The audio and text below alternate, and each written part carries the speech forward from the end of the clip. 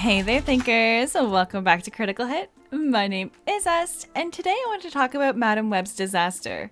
So, let's get into this, shall we? From the very moment that we saw the teaser trailer for Madame Webb, we all knew that this was going to be a complete cringe disaster. Ironically, they also decided to release it a few days after The Marvels spectacularly bombed at the box office, and sure enough, the next thing people saw from Marvel is another girl boss team-up cringe movie, known as Madame Webb. And if you thought this might be a bad idea to get anyone involved from something else that's been a massive disaster, wouldn't it help to know that the same writers who did Morbius, something that also bombed at the box office and was hilariously mocked for how cringe it was, are the same ones who ended up working on, you guessed it, Madame Webb.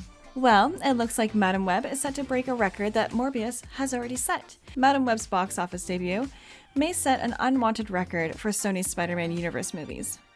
Madame Webb's box office prediction suggests that Dakota Johnson's movie might garner an unwanted first for Sony Spider-Man's universe film. Initially, we heard that they were looking at a 25 to 35 million three-day opening weekend for this movie, which would be the worst we've ever seen that comes from these Sony Spider-Man movies. Well, I guess you could say Sony Spider-Man movies, but it's a Spider-Man universe without Spider-Man, which is part of the freaking problem. Now, it looks like it might be even worse. Madame Webb gets rinsed over opening box office projections, and it's coming from Deadline. It's talking about the potential 6-day opening weekend number. A 6-day weekend and only $25 million? Are you kidding me? Meanwhile, with Dakota Johnson and Sydney Sweeney starring the Spider-Man spinoff, Madame Webb is eyeing $25 million over 6 days, with the movie tracking with those under 35. The movie is solid with diverse audience. I bet it is.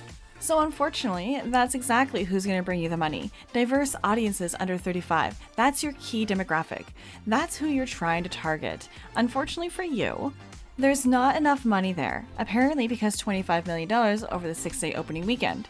The S.J. Clarkson, who directed the movie, sees Johnson playing Cassandra Webb, a paramedic in Manhattan who develops the power to see the future.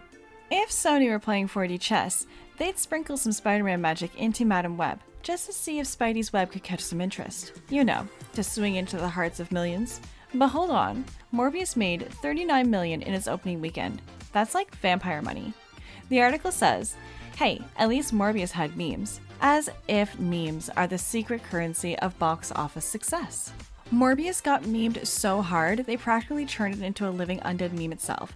They thought re-releasing it would be like, oh, people are talking about it, they must want to watch it. No, people are talking about how it made them cringe harder than a vampire facing sunlight. It's really like Sony is starting to play a game of how can we turn every Spider-Man spinoff into a cringe-worthy blockbuster.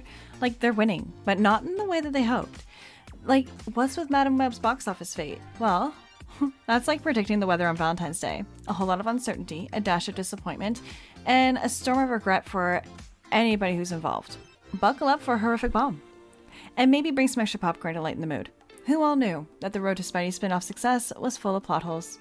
That's everything I've got for now. Let me know what you think down in the comments. If you made it this far, please like and subscribe and hit that notification bell to be notified about our next video. As always, my name is Est, and I will see you in the next one. Toodles!